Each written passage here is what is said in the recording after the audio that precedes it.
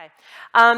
Thank you everyone for allowing me to present my Spanish edition of this One Wild and Precious Life. I'm Sarah Wilson and I wrote the book. It took me 3 years to write the book. I travelled around the world with a backpack on and essentially hiked in the footsteps of philosophers and poets and artists and thinkers who had tried to solve complex problems in the past. And for me, the problem I was trying to solve was how to cope, how to live a full life within the climate crisis. And all of my books that I've written, starting with I Quit Sugar, were books written based on the fact that I had a problem that I couldn't solve. And I thought I would go deep down into the research, the science, the mindfulness philosophies that could help solve the problem. And I go down deeply for as long as it takes. And so the book before this, which was about anxiety, that took me 7 years, and this one took me 3 years. A journalist just asked me before, why did I hike? Why did I hike to tell this story? And the answer to that is that I hike to solve my anxiety. It's one of the best fixes for helping me with my bipolar condition. When I get too anxious, if I go into nature, sometimes it will take 3 days, sometimes it only takes 3 hours. It basically is the best fix I've ever come across. So I was trying to solve something that was making me very, very, very anxious. And what I found was that it was also the solution to navigating the climate crisis. Because when we go out into nature, we're engaging with it. We are being our true selves.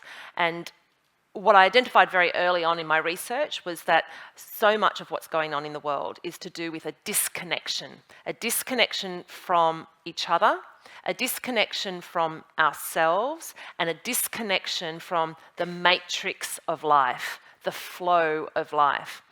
So when we are out in nature hiking, we settle into that connection. We are part of the connection. We see the fractals, the repeated patterns in nature, and we get a sense of belonging and congruence. And what I realized is that as humans, we have done incredible things. We have fought for things that almost are insurmountable when we love them so much. When a mother sees a car, we've heard stories of a car rolling onto her child. A small mother finds the strength to lift the car up, and these stories exist. When we are watching a sporting game, the losing side will have 30 seconds and something magical happens, right? They so want to win that game, and I call it kamikaze action. It's where all the rules go out the window and they just go. And the best sporting moments in history have been these big wins that happen in the last 5 seconds, And my theory that I try to share, backed by science, backed by a whole range of different philosophies, is that if we love something hard enough, we will fight to save it. If we are in nature and we remember how much we love this one wild and precious life, which is the English version of the title, we will fight to save it. And I believe that's the only way we're going to get there. It's also going to be the most beautiful way. It's going to be the way that brings us back to our humanity, our humanness once again. So in the book, I have a lot of adventures. I get progressively wilder. I go on excursions to Japan, where I go to find a Japanese monk who is the world expert in what's called forest bathing, which is this idea of being in forests and using it as a fix for mindfulness and for anxiety and a whole range of things. And so I hiked for 3 days along this famous pilgrim trail, and I finally get to this tiny little village where this monk lives. And we go off hiking, and he's wearing bells and all kinds of things. And I tell him about this forest bathing, and I say the word to him in Japanese, and he's like, "I've never heard of it." The guy is on posters, he is quoted in books, and he says, "Oh yes, I've always wondered why these people come and talk to me about it." Anyway, it's an example of how you can have these ideas, but then another story comes out of it. But I have incredible journeys and sort of adventures with people, which illustrate one of the points in the book, and one of the chapters is called "Go to Your Edge." The edge is where we are meant to be. And yet we have a culture which is all about comfort, going away from the edge and coming back to the safe spot. So I try to sort of, I tell stories that illustrate how I go to my edge, how we can go to our edge in different ways, but also how people throughout history have gone to their edge, how humanity has gone out to their edge to solve problems. So the other reason I hike is because, of course, I wrote this book, and just as I wrote it during the Australian bushfires, and of course here in Spain you had very similar bushfires and a drought and all of the rest, and climate change was very real and it was very in our face. As I was about to send the book to the publisher, COVID-19 hit, and I said, look, this is big, I think this is going to be big, and I asked the publisher if I could stop it from going to the printers. So I pulled it back, and for 6 weeks I rewrote the entire book, and I was more radical, because I realised the pandemic was exactly the illustration of everything I was talking about. The fact that the problems of the world were getting so complex at a time when we had lost our ability to cooperate and to connect and solve problems together.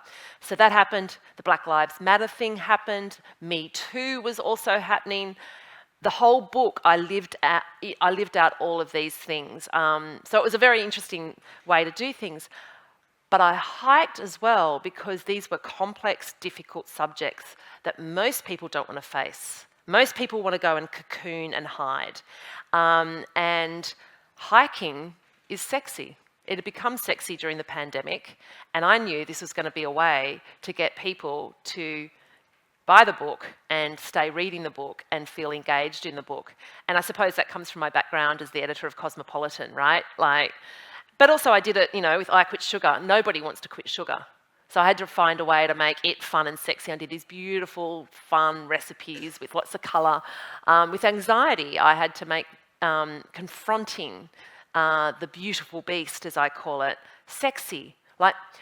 Change only happens when we make the new way of doing things sexier or more charming than the status quo. And so that's very much what informed the writing of this book. It's a book that changed my life, and people often say, did it work? And yes, it did for me. The journey saw me come out the other side with not an optimism. I think optimism and pessimism are very similar. When you're pessimistic, essentially what you're saying is, it's useless, I don't have to do anything. Optimism says, everything will be right, I don't have to do anything. So I don't think optimism or pessimism are the way to go.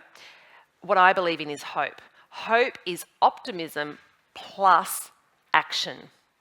And we are at our best as humans when we are engaged, when we're at our edge, when we are engaged in action, when we're fighting for something. That is when we are at our best.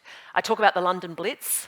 In London, during World War II, when the bombs were coming in, it's recorded as the happiest time that the Brits have ever experienced. I don't know if that says anything about how unhappy the Brits are normally, but it's recorded as the happiest time in British history because they were collectively engaged and fighting for something. And in fact, Winston Churchill built several mental institutions on the outskirts of London to be able to house people who were terrorised and in trauma from the bombings.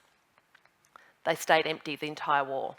And in fact, the mental institutions that housed the people that were mentally ill before the war also emptied out because there was this camaraderie. So yes, I believe that hope is the way because it involves activism, it involves action, involves engagement, cooperation, and all of those things. So that's how I conclude the book, and I leave people with a prescription for how they would like to live their life in the meantime, while we don't know. So there's a lot of mindfulness techniques in here, spiritual techniques, but also ways to live a life that's truly wild.